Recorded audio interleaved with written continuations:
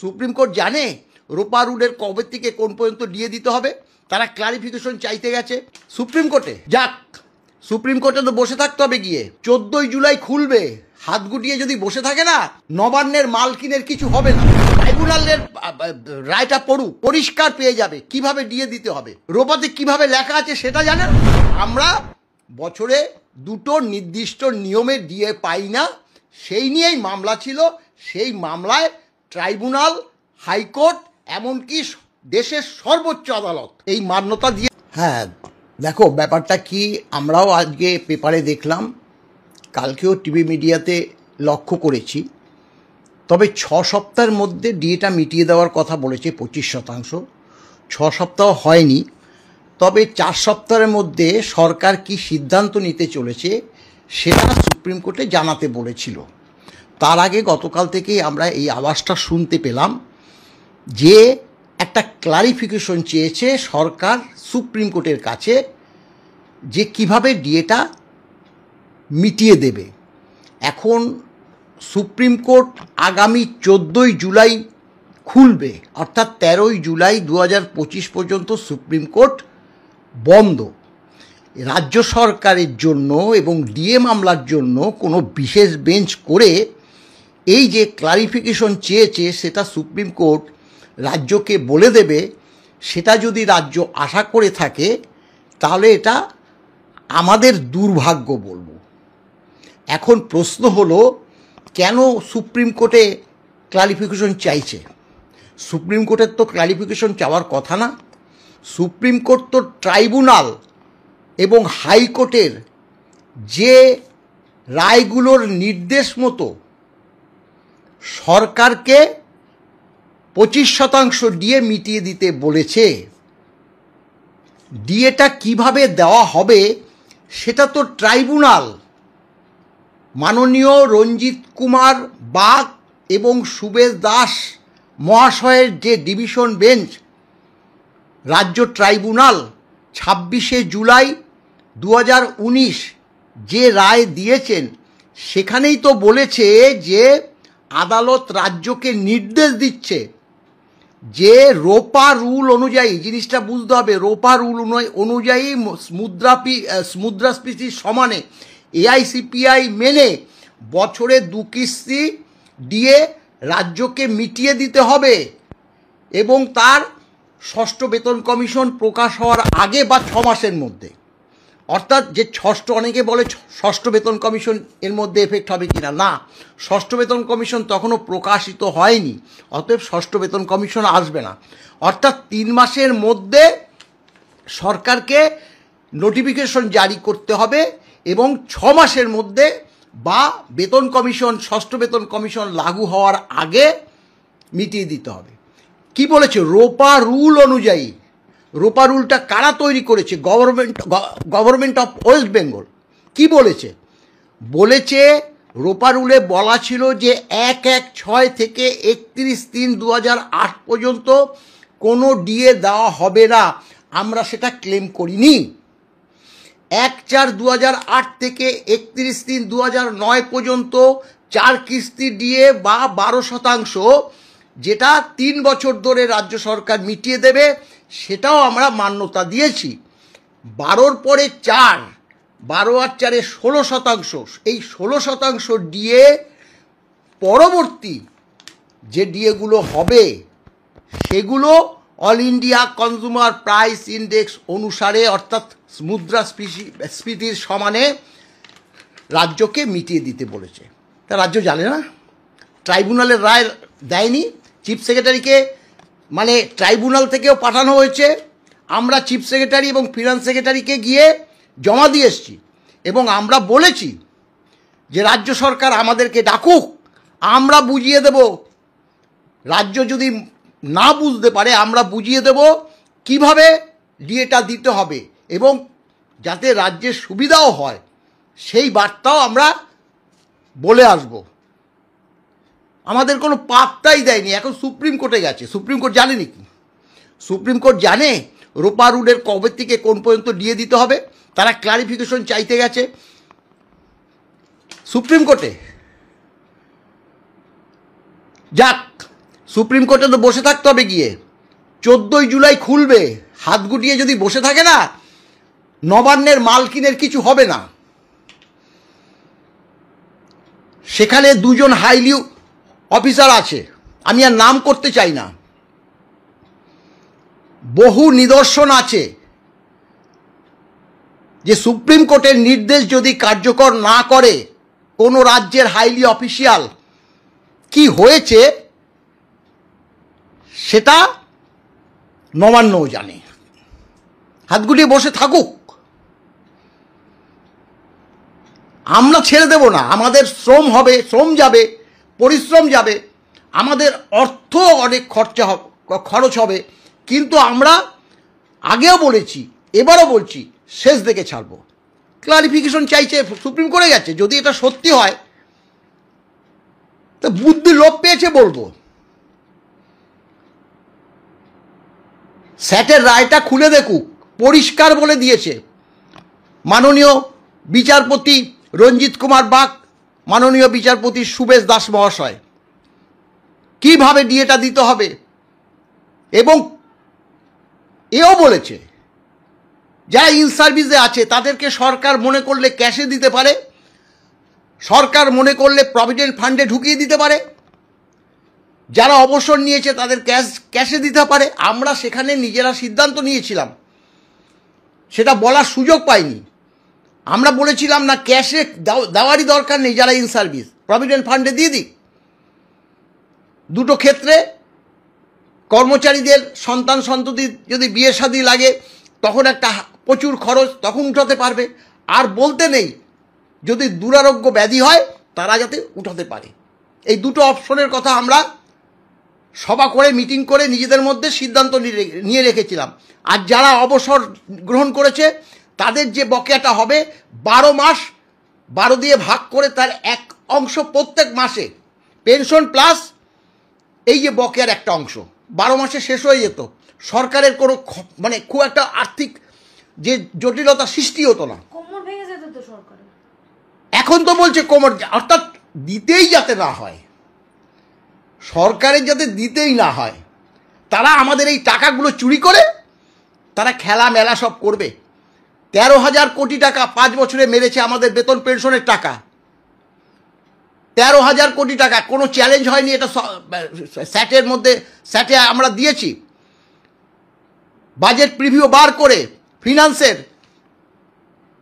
আমাদের যে budget allotment হয় সেখান থেকে প্রথমে রিভাইজ বাজেট অনেক কমে গেল, পরের বছর অ্যাকচুয়াল বাজেটের দিকে আরও কমে গেল।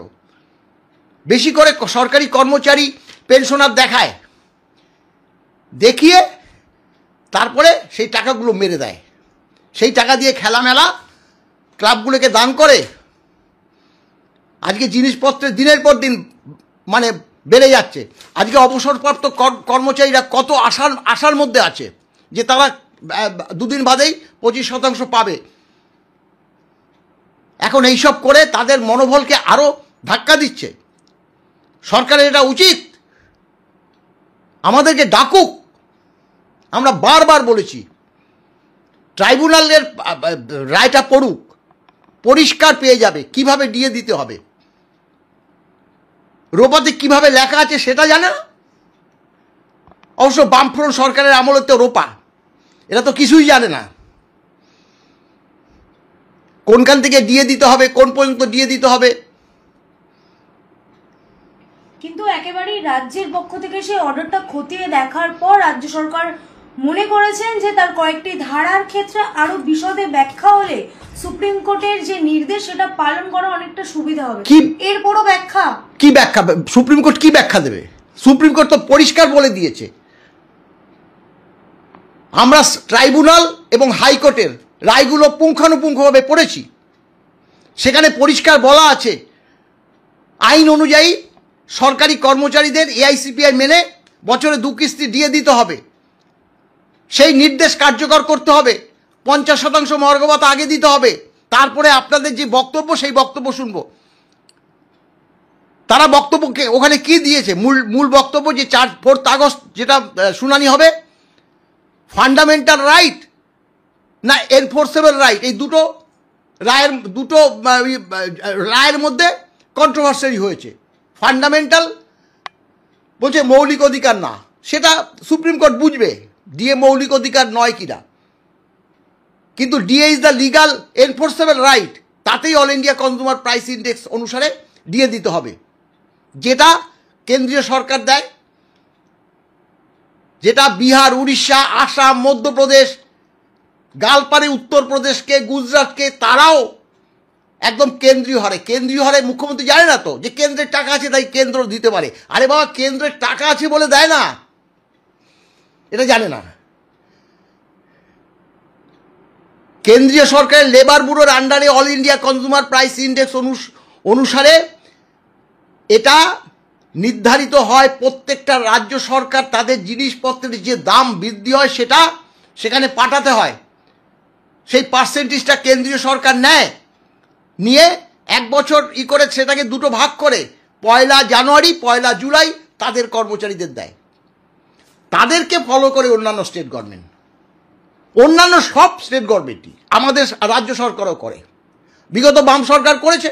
কেন্দ্র সহায়তা এখনো রাজ্যের ডিএর তফাৎ রয়েছে। তফাৎ রইলে কি হবে? আইনটা তো আছে, আইনটা তো ভাঙতে পারছে না, আইনটা মানছে, ব্যাপারটা বুঝতে হবে, আইনটা মানছে। All India consumer price index অনুসারে যে পার্সেন্টেজটা হয় সেই পার্সেন্টেজটা মানছে। বামফ্রন্ট সরকার এই যে দিয়েছিল 3, 2, 3, 3, 4, 12% কেন্দ্রও দিয়েছে, কিন্তু ব্যাকলক রেখে দিয়েছে।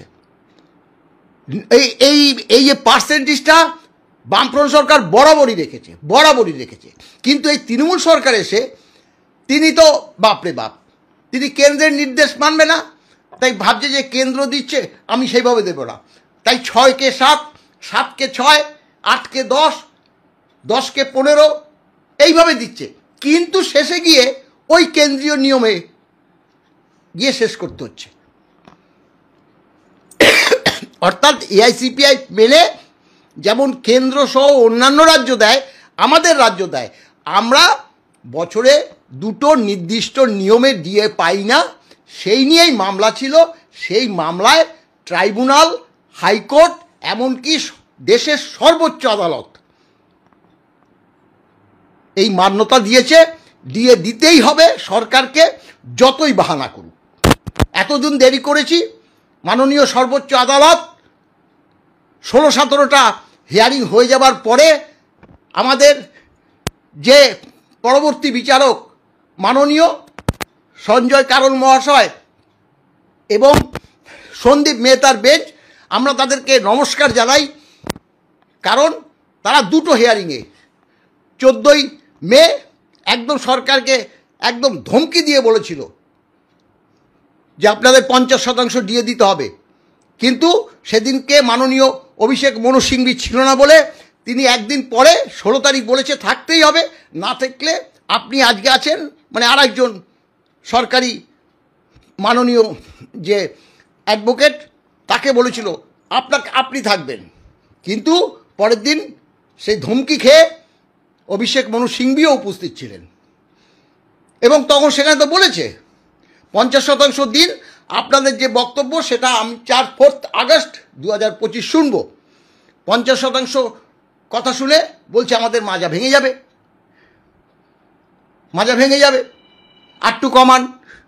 25% করেছে, আরও কমান, বললো না আগে 25% দিন, তারপরে ওই 4 আগস্ট আমরা পরবর্তী মামলা শুনব। স্যার, একেবারে শেষ প্রশ্ন, রাজ্যে এই যে রিভিউ না করে মডিফিকেশন চেয়ে সুপ্রিম কোর্টের দ্বারস্থ রাজ্য, এত অনীহা কিসের? এটা মামলাটাকে আরো দীর্ঘ থেকে দীর্ঘতর করার একটা প্রবণতা। এত অনীহা কেন ডিএ দেওয়ার জন্য? ডিএ তো রাজ্যে কর্মচারীদের অধিকার বলা যেতে পারে। সেটা তো ট্রাইব্যুনাল, উচ্চ আদালত, সর্বোচ্চ আদালত বলে দিয়েছে। তো তারা যদি আইন আদালত না মানে এবং সেই ব্যাপারে যদি সর্বোচ্চ আদালত কোনো কঠোর মনোভাব প্রয়োগ না করে, তাহলে তো আমরা ডিএ পাবোই না। মুখ্যমন্ত্রী তো আইন মেনেই কাজ করেন, তিনি বারংবার প্রেস কনফারেন্সে বলেছেন। হ্যাঁ, আইন মেনে যদি কাজ করে, হ্যাঁ আইন মানতে মেনেছে, কারণ কিছু কিছু প্রভিশন আছে যেগুলো তারা করেছে, যার জন্য আমাদের ট্রাইব্যুনাল, পরবর্তী হাইকোর্ট থেকে সর্বোচ্চ আদালত এটা আইন মেনেই করেছে। এটা বলবো না যে বেআইনিভাবে করেছে। সর্বোচ্চ আদালতে যাওয়ার অধিকার আমাদের যেমন আছে সেরকম সরকারেরও আছে, তাই সরকার গিয়েছে।